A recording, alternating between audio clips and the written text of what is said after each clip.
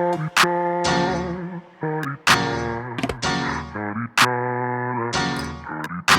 out the way. Who got a watch? Who got the time? I'm raising the clock. Even in my feelings, grind don't stop. Got big dreams, want big rocks. I got plans, you got talk. Heard it's real cheap, but it's really gon' cost. I'm tryna get these ends, building empires with my friends. I'm about handling my business.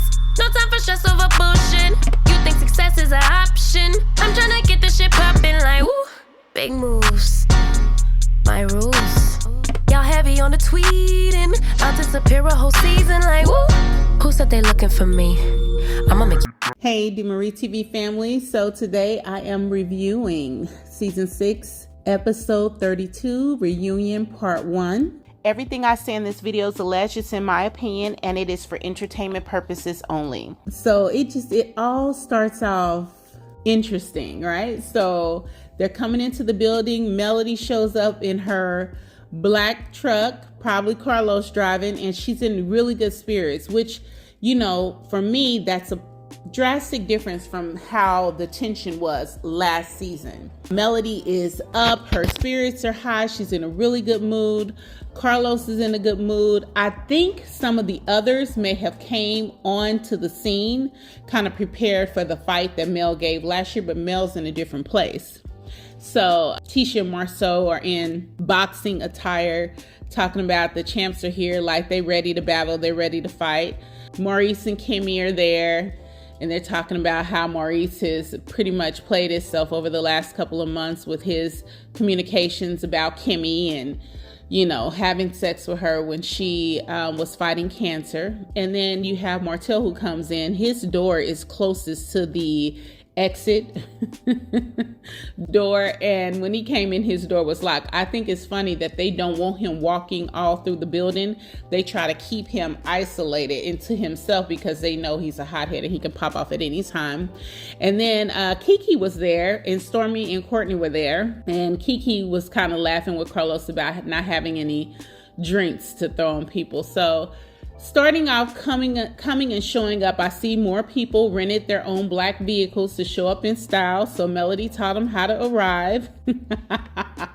And let's get started. Let's talk about the looks. So Melody came in her Superwoman, kind of Beyonce Superwoman attire. I thought it was gorgeous. We saw those pictures, of course, before the reunion, but it's Melody stands out against everybody else on that stage. Her style and the quality of the clothing, just her hair, everything is above the rest of the cast. It just is. Kimmy looked nice, but her dress, in my opinion, was too tight. She could barely walk in the dress. I mean, she looked like she was just squeezed in, but her hair was beautiful. And overall, the dress was pretty. Stormi's dress, I feel like it was not, the fit wasn't as good. I like the color on Stormi. I did not like Courtney decked out in the pink. I did not like that. I'm not a fan of men wearing all pink. That's just not something I'm into. I don't think it's attractive. And then the fabric wasn't something I think suited him very well. Martel always comes in a really nice fitted suit. He did this reunion as well, but I did not like the color of the suit. The orange and black I didn't like, but the suit and the style of the suit and the fit of the suit I thought was amazing. I thought Maurice looked good. You know, he looked good. Marceau, not so much. It was nothing really special about what he did. He looked decent. Tisha, her outfit was a miss. It was 100% a miss. Tisha is a very pretty, beautifully shaped woman. She has a gorgeous face. The reason she dresses, she came looking like a broke ass I Dream a Genie. I don't get it at all. Tisha is gorgeous. So it has to be her stylist. To put her in the green makeup, the green dress with all these different pieces, the dress looks disjointed. It looks tight. The shoes it didn't go with the dress. It was just weird. And then Kiki looked okay. I wouldn't say Kiki was killing it or anything, but she looked okay. I didn't really like the hair, but I think that she looked okay. Carlos, I hated that red suit. I'm not I cannot stand the red suit. Did not like that either. But other than that, I would say that everybody showed up pretty much in good spirits. I noticed that when Martel comes out, everybody's laughing and laughing, but when Mel comes out, she still gets the cold shoulders from these people. I'm not sure why there's so much issue with her changing her names to Rogers, but Maurice, Marceau, and Martel made a big deal that he announced, her as Melody Rogers. I do not understand for the life of me why that is a sore spot with these people, but it is. And so she doesn't care. She's happy that she's Rogers. But when she's talking about, Carlos asked her, how does it feel now to be back at Rogers? And she's saying it feels amazing. It feels freeing. And Martel immediately took offense to that. This man cannot control his anger issues to save his soul. Immediately, after the first question that Mel was asked to answer, he had a problem with it and felt the need to jump in and saying, with you is your last name has changed. You started off the show being a Holt. Now you're back to being a Rogers. Do you feel different? Is there a sense of freedom? What's the mood for Melody? Just freedom, light, happiness, peace. And so I'm happy to be here. I feel amazing. I felt amazing coming here. I was like, let's have a good time. So everybody's energy seems to be great across the stage. So isn't that right, Martel, making faces already? Yeah. Isn't it already? Good job catching that, Mel. I don't play. Martel, how do you feel? Based on what she just said, when she was with me, she was free. She had great things going. Her name changed. Has changed. And who is he to say what has changed in her life? It's her life. He couldn't even let her answer the very first question without jumping in and getting angered. It's crazy. In addition to that, Maurice gives Martel this look as he's simultaneously tapping Kimmy on the back to get her attention. And it's like, why are you guys doing all that just because she's saying she's in a good space and she's happy and she's doing well? Why is that a negative to Maurice, to Kimmy, and to Martel? It's just odd, but you can clearly see them do this on the show, and it just shows that they are all still not Team Mel. They're not. Kimmy, Marceau, Maurice, Tisha, Martel, they are not Team Mel. Stormi and Courtney are not Team Mel. Kiki, she's questionable. I believe wholeheartedly that the only allies that Mel has on this show right now are the Fletchers. And I hope that remains to be true, because it is clear 100% based upon the first 5-10 minutes of this reunion that these people are still against her.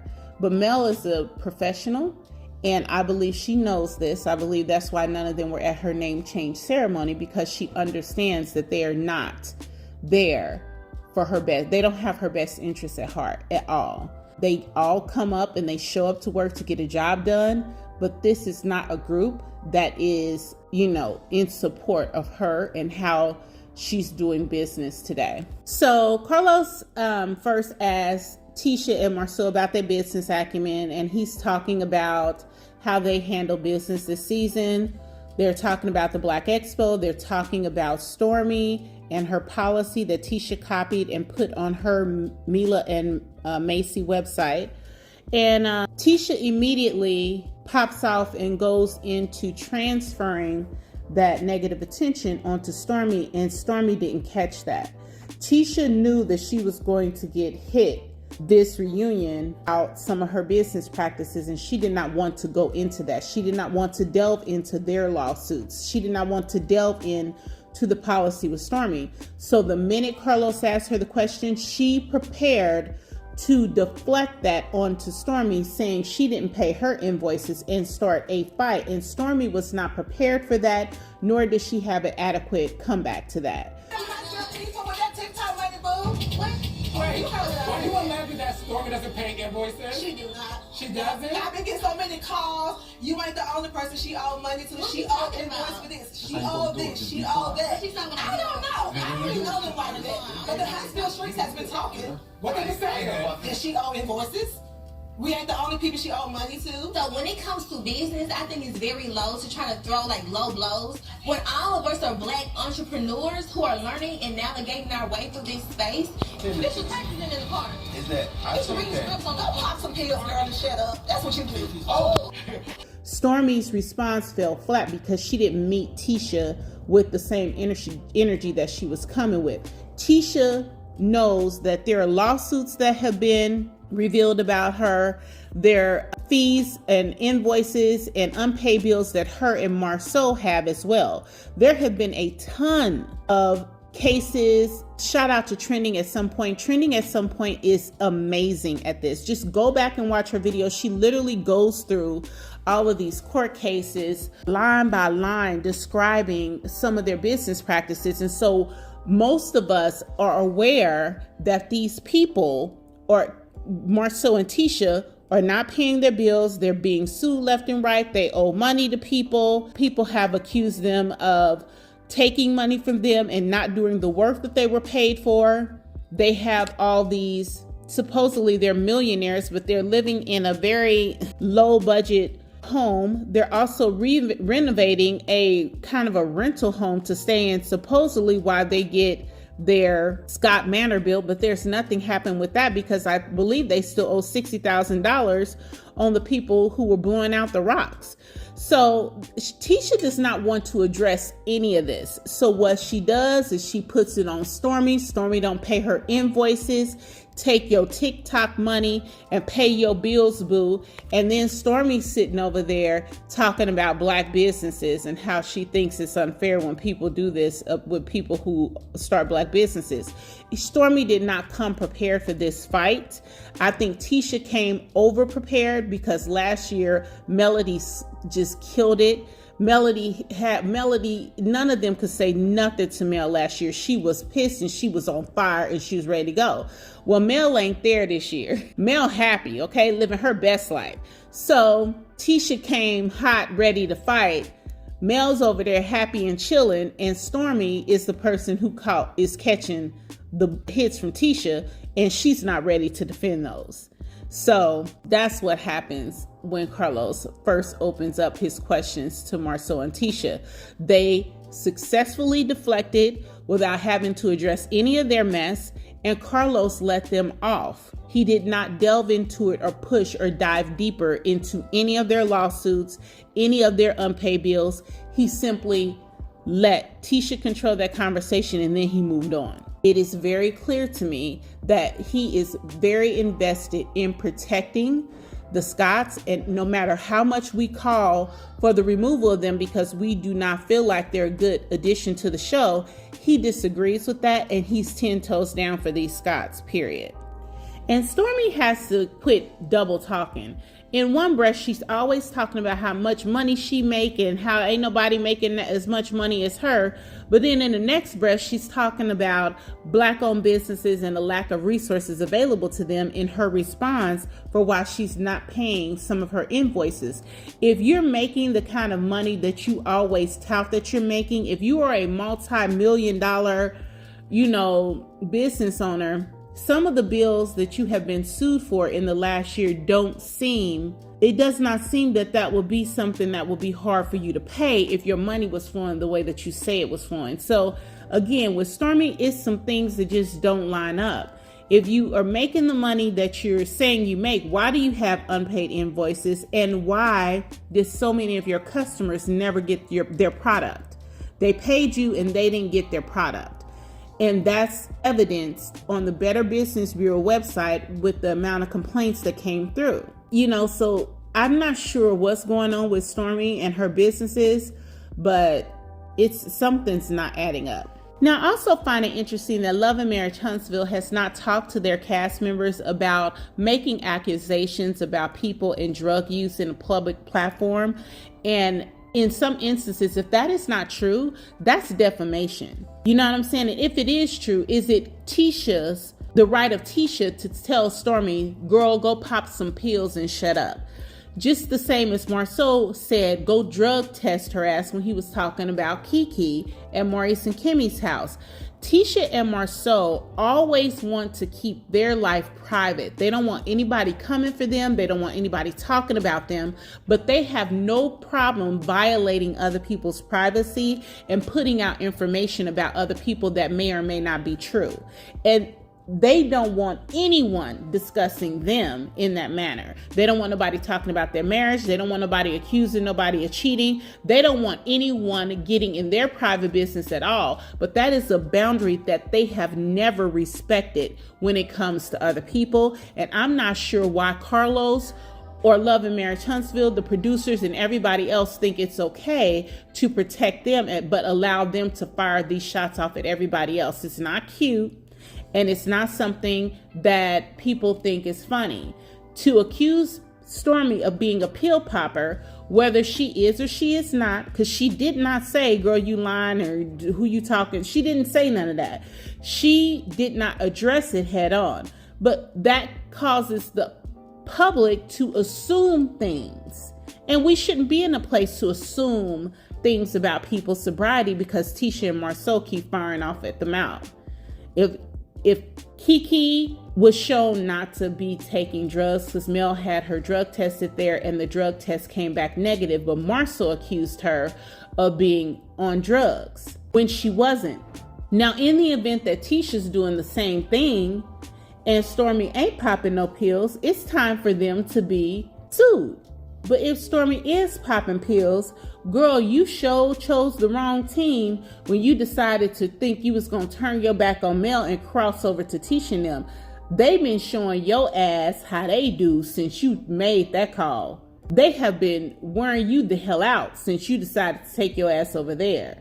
So I really am not a fan of Stormi, but I do not think it's right for her to call out, for Tisha to call out on a reunion show that she's popping pills. But, you know, again, Stormi's response to this attack from Tisha fell 100% flat. She did not come to this reunion prepared to go for the war that Tisha was going to bring her. When Carlos asked Stormi to address the policy, she did not address the policy. And Tisha asked to address it, and she repeats this story about this web designer. That is a lie. Carlos should know that's a lie. Stormi knows that's a lie.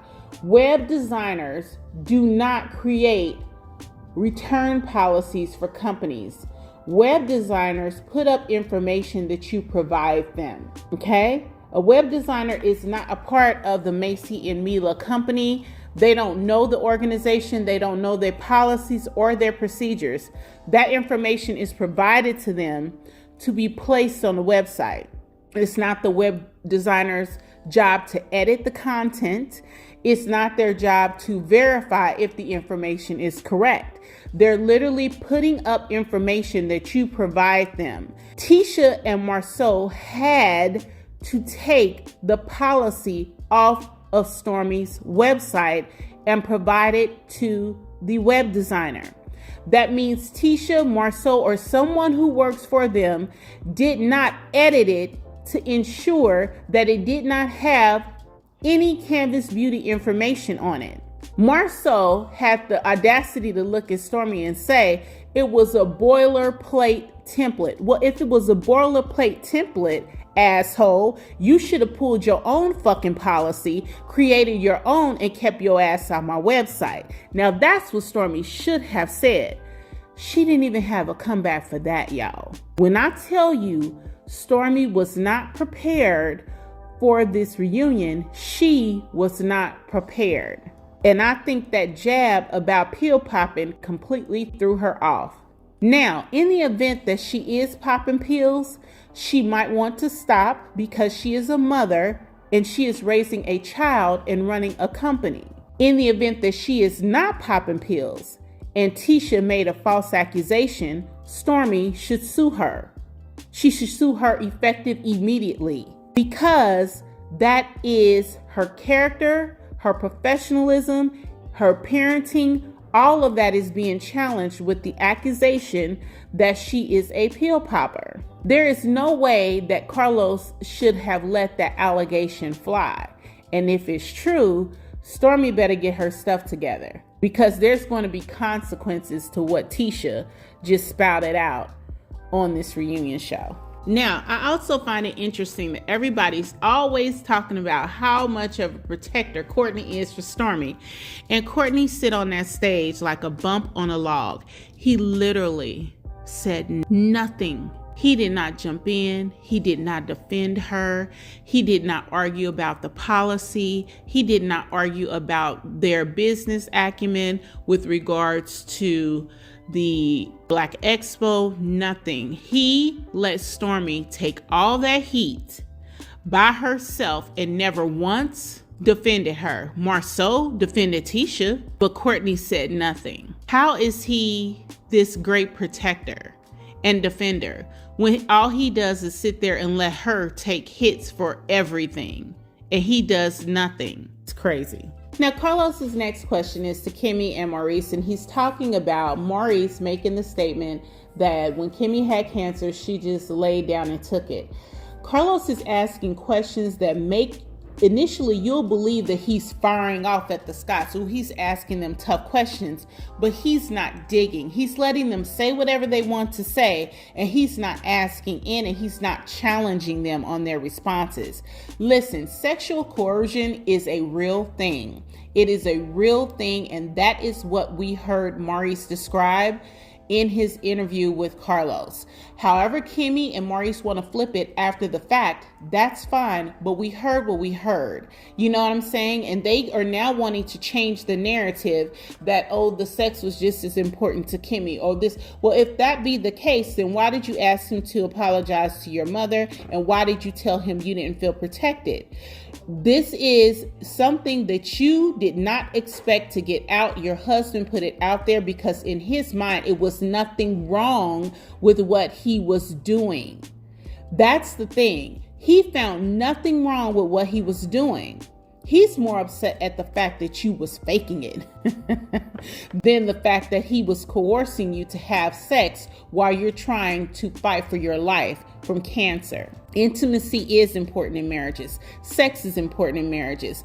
Everybody understands that, but there is a time and a place for everything. And when you're fighting for your life, pumped up full of chemicals, it is not fair for him to expect, want, or need you to do anything for him in that moment. It is his time to do for you. And that's really about all I have to say about the conversation with Kimmy and Maurice. They don't give anything, and I don't find a lot of value in them, so I'm not going to even spend a lot of time on that at all. If that's how she wants to play this, to constantly protect Maurice and just, lay down at his feet, that's Kimmy. But everyone saw this for what it was, and no matter how much she tries to backpedal, flip it, and twist it, it was sexual coercion. It was not right. Your husband is foul as hell, and you're silly for trying to justify his behavior. So when Carlos is done talking to Kimmy about her faking her orgasm, he turns to Mel and he asks Mel, when you were with Martel, you said that you faked your orgasms. Were you faking your orgasms the whole time you were married to Martel? And Martel again cannot allow this woman to answer a question without interrupting her, making sounds, making gestures. And that's cap. And like always on every reunion show, Kimmy and Tisha and Marceau and Maurice lean back in the couch and fall out like he's just said the most hilarious shit ever. It's just, it's so old and ridiculous how these people act in relation to her. They do the same thing every season. It is the Scotts and Martel all in cahoots, and everything Martel says is just so funny. But you let Mel say something, she can barely get Kimmy to respond to her or to engage with her. Tisha does not engage with her. It's just they are so pro Martel, but they have nothing for Melody at all. So Martel is so challenged by her making this statement. His ego is so hurt by her making this statement. He said the bed was always wet. as if that has anything to do with an orgasm. And then that's cap, I got a hook and a curve. Again, if you don't know what to do with that hook and curve, it has nothing to do with her having an orgasm. Who knows?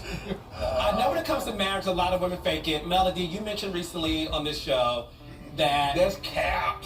that you Bed's always wet. Mr. Holt, Go ahead. were you faking an orgasm in your marriage to Martel the whole time? Yes, I was. Lies. You shouldn't even ask her why she's lying right now. You know, Marceau, I got a look at the curve. You ain't making fake nothing. Martel, You ain't doing fake Sweetie, nothing. it's no different from the same. No, I'm just saying. It's no different from the same way you were faking that you were being faithful the whole marriage. I wasn't faking. I'm trying to let you know that. I told you that. No. You didn't come to me and tell me I figured it out. You didn't come sit down with me and tell me nothing I found out. So listen, yes, I was. And much to what Kimmy said, I think a lot of women do that because you want your mate, your spouse. Ain't no woman up who's faking nothing.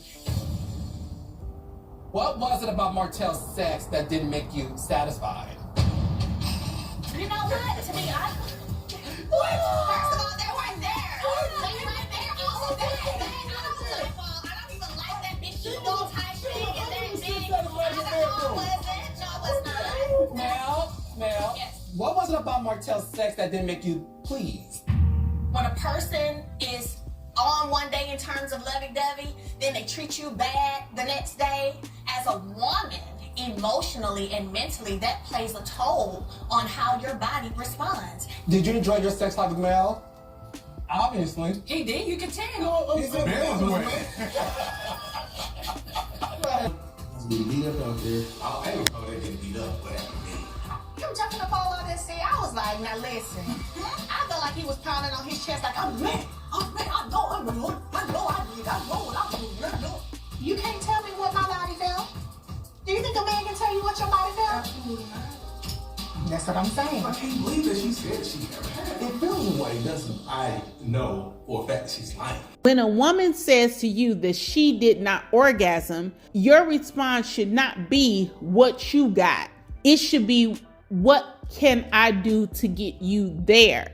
And because he's incapable of being that mature person who thinks of someone else before himself, I 100% believe that she never had an orgasm. Because when would you see Martel give a shit enough to care if she's getting there or not? He's only concerned with himself. And if he thinks a woman getting wet has something to do with an orgasm, then that tells you where he is when it comes to the understanding of what it takes for a woman to be pleased and to have, and how she can orgasm. A woman can orgasm in a multitude of ways, but you need to understand what it is she needs to get there, and she needs to understand what it is that she needs to get there.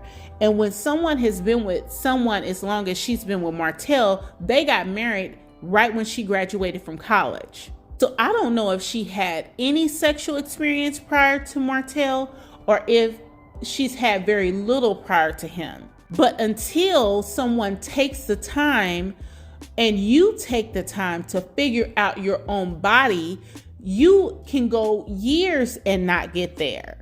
Years. And even if you do get there and she knows how to please herself, would Martel be listening when she told him what it is she needed to get there? There's a scene, I believe it's season 2, where she tells him, I wanted you to talk dirty to me in the bedroom. And he said, well, I don't want to talk dirty to you in the bedroom.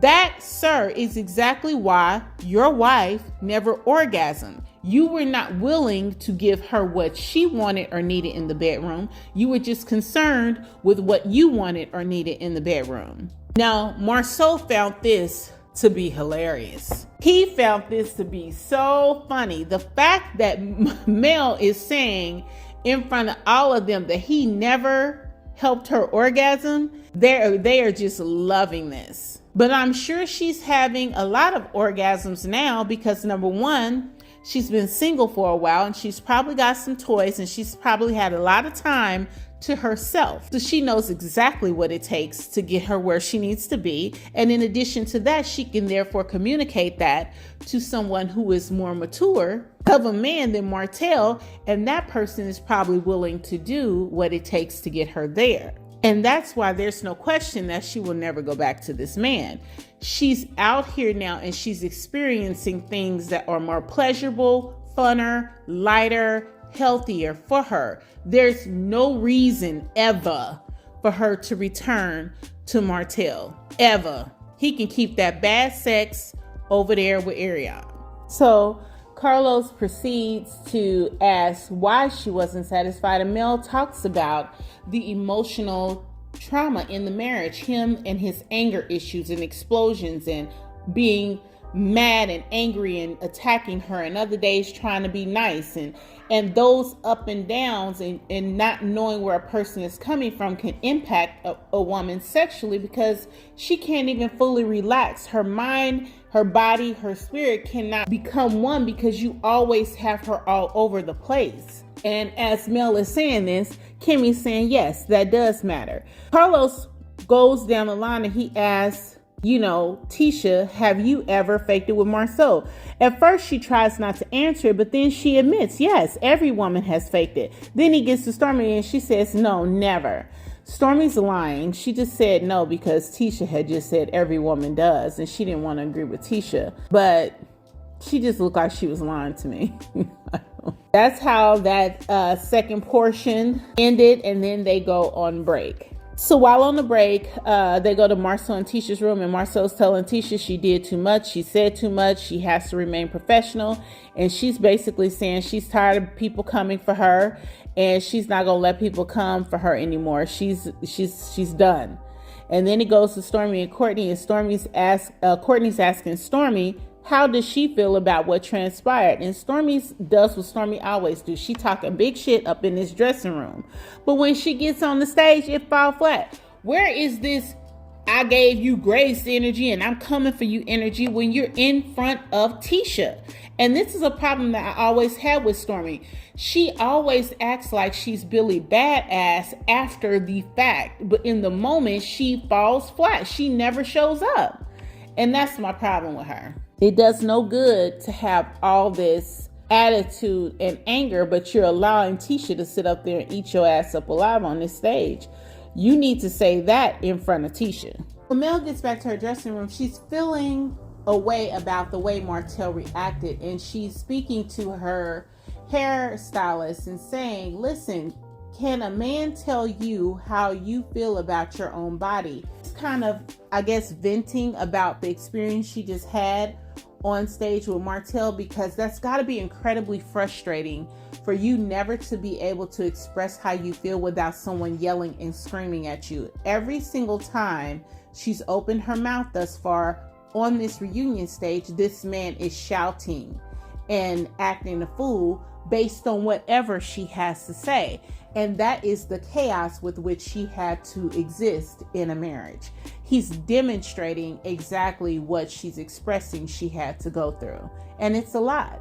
Maurice goes in to check on Martel because he probably feels, some compassion for him, because Maurice has just publicly been told his wife was faking it on national television, and now Martel is being told that. So he's checking on Martel to make sure Martel is okay. And again, Martel's in his dressing room pounding his chest. She lying. I know she lying. I know she was satisfied, which is the most ignorant response that you could ever have to a woman you were intimate with, saying she wasn't satisfied. So Martel, you keep that mindset and keep spreading that bad penis all over Huntsville. And once you mature and decide you want to grow up and ask some of these women that you've been with, how did you do? Then get some constructive feedback. Because I guarantee you, if she wasn't satisfied, it's a whole lot of other ones that you touched that wasn't satisfied either. Okay? That is not how you handle that situation.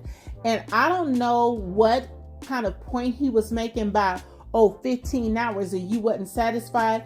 You talking out both sides of your neck, because for how long have we heard you scream, You wasn't taking care of me. You wasn't satisfying me. But now you saying that you went for 15 hours, so you know she was satisfied. If you went for 15 hours, that means she went for 15 hours. So was you satisfied? Because you had no problem expressing that she wasn't taking care of you and she wasn't sexually satisfying you, so you had to go get Ariane. But the minute she calls out the fact that you wasn't pleasing her, she lied. It can't possibly be that. That's Martel for you. This is an immature, grown-ass man who is not confident enough to get out of his own way and grow the fuck up. Admit to your wrongs, admit to your failings, admit to your problems, take accountability and grow up.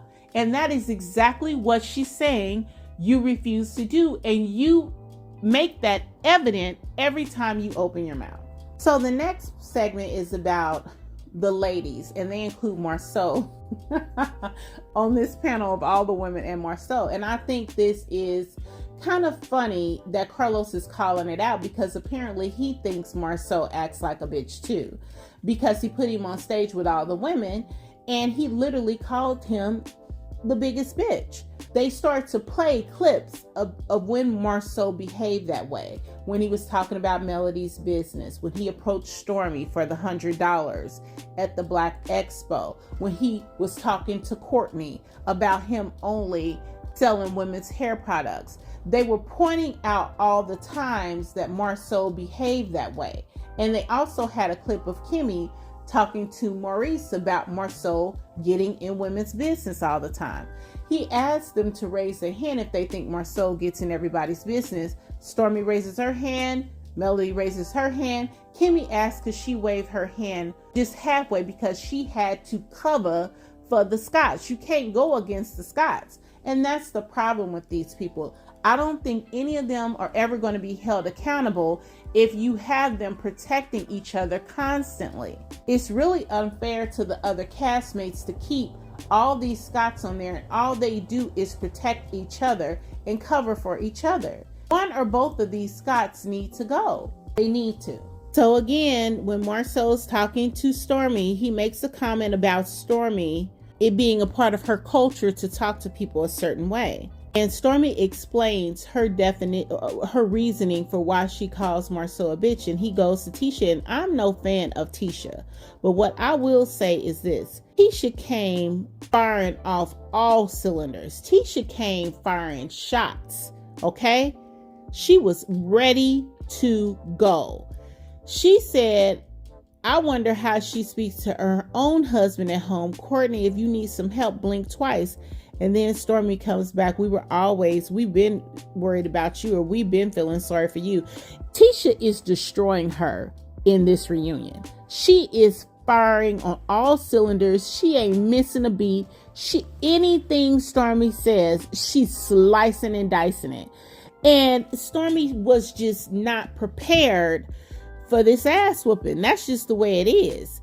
And I'm just, I'm shocked because Tisha is usually not like this, but she coming with it. And so Stormi again loses another round because she's not ready to defend herself against this. And basically Marceau ends it by saying, listen, we don't value Stormi enough to care, because Stormi, she's vying for attention. She wants attention. And Stormi's like, people knew of me before I got on Love and Marriage Huntsville. And the two of you tried to downplay who I am and who I was before I even got here. Yes, Marceau and Tisha do try to downplay you, like they try to downplay Mel, like they try to downplay anyone who they feel is going to make them look less than. There is a certain level of insecurity to Marceau and Tisha. It comes off as arrogance, but underneath, what lies underneath that is their real understanding that out of everybody on that stage, they're not at the top, they're on the bottom. And so the person who's really vying for the most is Martel, Tisha, and Marceau, because they're on the bottom. You have Stormi who, yes, her business has problems, but Canvas Beauty is established, been making money over a long period of time. You have Maurice and Kimmy. Kimmy has always been successful in her own right. Now, was she a millionaire? No. And I really don't know that they are millionaires now, but I do know they own their home. They have for a very long time. They have their own business, whether it's successful or not. They've had it and it's been established for a much longer time than anything Tisha, Marceau, or Martel has done. We already know how Mel move. Mel's fire. So if you're looking at all of that, then these two are the ones who have the most that they're fighting for, and they're also most insecure about their position. Look at where they live. Look at how they live. He drives a nice car, but his house look like shit. They have a business, but it hasn't been open that long. Everybody knows when you open in restaurants and bars, sometimes it takes you a couple of years to be profitable. And supposedly he has several partners in that business. So even if Black is doing really well, how profitable is it to them if they're splitting it so many ways amongst so many people? You know, it's rumored that he's lost that $7 million hotel deal with Marriott. He has some other deals that he did not finish. This is like, they have some issues, but they try to act like they are the biggest bosses on that stage, and they're not. Because whatever Stormi's going through, they're going through it too. All of them stay in that Huntsville courthouse. All of them do. Tisha, Marceau, and Stormi stay in that courthouse. Court case after court case after court case. Lawsuit after lawsuit after lawsuit. So then Marceau is asked about when Melody mentioned to him that he didn't want Tisha being close with her because he didn't want Tisha leaving his ass like she did, or something to that effect. And so Marceau basically says he does not want Tisha to be like Melody because he don't want her to be single. He don't want a divorce. And Melody said, well, you need to start moving like that. And then he tries to insinuate that Mel lost her kids because she stayed booked and busy. And Mel ate his ass up. She was like, I still do all the things. And she goes through the list of things that most women do.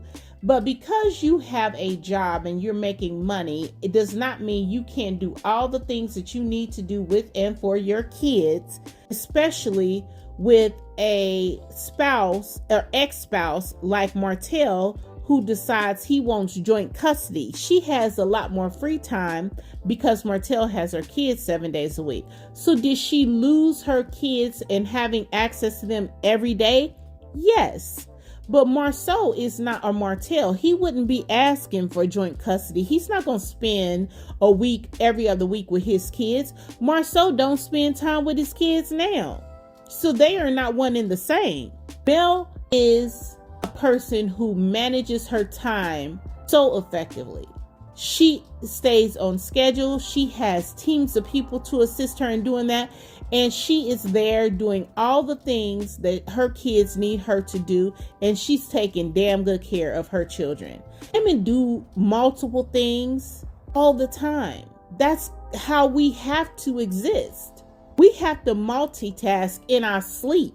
And that's what Marceau does not understand. I also didn't appreciate that it was almost like a threat to Tisha in an underlying way. If we divorce, you gonna lose your kids. And if I was her, I'd have a problem with that. But Tisha just sit there and did what Tisha does. But that ended that segment with Marceau, and hopefully he will change his behavior and start to get out of the women's business, because that had to be quite embarrassing for him to be sitting up on a panel full of women being called a bitch. So in the last segment, here come Kiki. Now, lately, I'm unsure about Kiki and her intentions because of things that have happened kind of after the Houston trip. I'm not sure if Kiki has done or said some things against Mel, because I'm not on top of all that. But what I don't like is the mere fact that we have to question it. I really believe if Kiki had came on this show and focused on Kiki, her story, her marriage, and building her own storyline separate from Tisha, she would have succeeded and done very well on this show.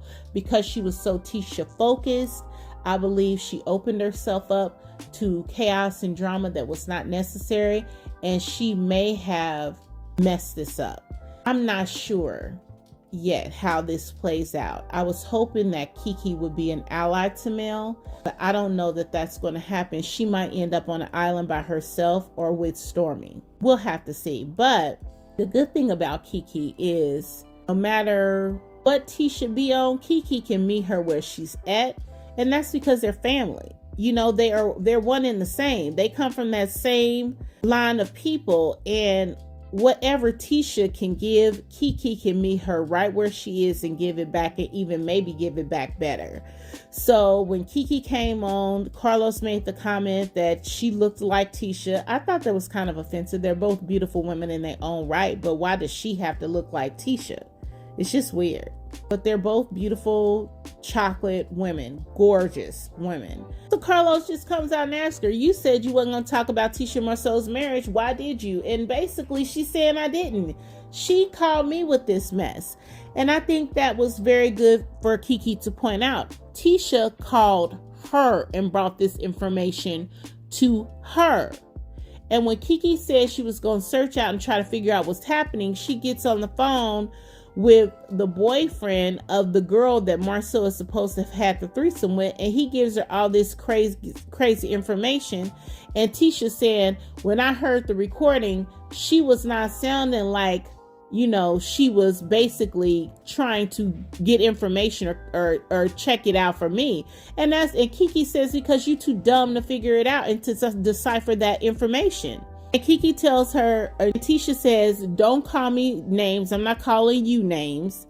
And then Kiki calls her dumb again.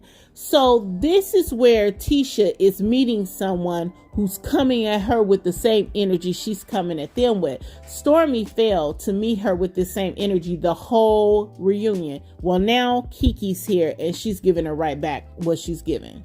So y'all, Kiki is not saying flat out who Tisha cheated with. We know Alonda was who Melody said that Marceau cheated with. We know that there's also been multiple other women on the internet. Tisha saw pictures of his back. So when Tisha says, I've never come to anybody and said that my husband cheated, or when she said, I've never had to deal with that, when Martel on a reunion show, you asked him, how do you know? Were you there? And he tells you, yes, I was there when your husband cheated. Girl, you are not acknowledging the fact that he's cheating. You are not facing the fact that he's cheating, and you are not recognizing it because you don't want to deal with it. And that is fine if you okay with your husband cheating. But I guess Tisha thought, oh, I'm going to call Kiki out and put her on blast and tell that she and her husband are cheating on each other. And Kiki's response to that on the promo for the next reunion, part 2, is, and so Kiki like, yeah, my husband cheated and I done cheated. And now what? So she totally took what Tisha thought was going to be this big explosive statement, and she disarmed her just like that. And that's what I'm saying about Stormi. Today you can see that Stormi's making all these Instagram posts, but honey, you should have came harder than that when she responded to you. So overall, I think the reunion was exceptionally good. I think it was light for Mel, and I think that you can tell that Mel is in a much better space. She's happy, she's thriving. Martel is shrinking. I don't think, did Carlos even ask him a direct question? But Martel really has nothing going on. I think Tisha did an amazing job because she came in there firing on all cylinders. She came in there firing on all cylinders and she ripped Stormi to shreds. I think Stormi needs to get her game together if she's going to hang in this group, because this is going to get a lot tougher and a lot harder, and your mama can't save you. I think Kimmy and Maurice brought nothing to the show. They basically sit there like lumps on a log, and so did Courtney. He never said a word, I don't think, the whole reunion. I think Kiki came in hot and she did her part, and we gonna see what part 2 brings. I give it a 9 out of 10. Hopefully it'll get better as the episodes go along, but I think it was a really, really good reunion. And let's see what we got on part 2. You guys, like the video, subscribe to the channel, hit that notification bell so that you're aware next time I post a new video, and share the recap of Reunion Part 1. I'll talk to you guys soon. Get out the way. Who got a watch? Who got the time? I'm raising the clock. Even if my feelings grind don't stop. Got big dreams.